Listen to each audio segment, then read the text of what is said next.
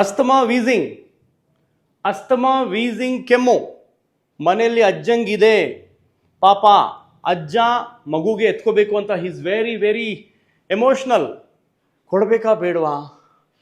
Asthma wheezing ಬೇರೆಯವರಿಗೆ ಬರೋದಿಲ್ಲ. Asthma is allergic cold, allergic cough, ಲಂಗ್ಸಲ್ಲಿ ಅಸ್ತಮಾ, ಪಫ್ ತಗೋತಾರೆ, ಇನ್ಹೇಲರ್ ತಗೋತಾರೆ, ನೆಬುಲೈಸೇಷನ್ ತಗೋತಾರೆ, ದಟ್ ಈಸ್ ಅಸ್ತಮಾ ವೀಸಿಂಗ್.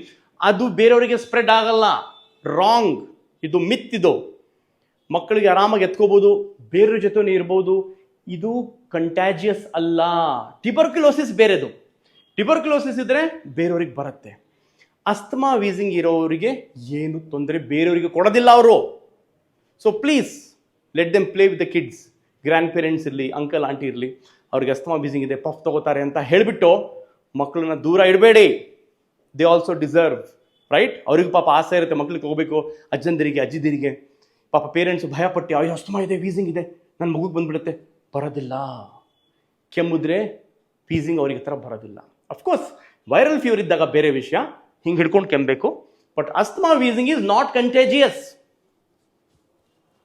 ನಾನು ಪೇರೆಂಟ್ಸಿಗೆ ಹೇಳಿದ್ದೀನಿ, I am taking this beautiful doll home. ಪೇರೆಂಟ್ಸಿಗೆ 1 month ಬ್ರೇಕ್ ಕೊಟ್ಟಿದ್ದೀನಿ, ಹನಿಮೂನಿಗೆ ಹೋಗಿ ಬೇಕಿದ್ರೆ ಇನ್ನೊಂದು ಬೇಬಿ ಮಾಡ್ಕೊಳ್ಳಿ. This is for me. Bye, let's go, bye bye.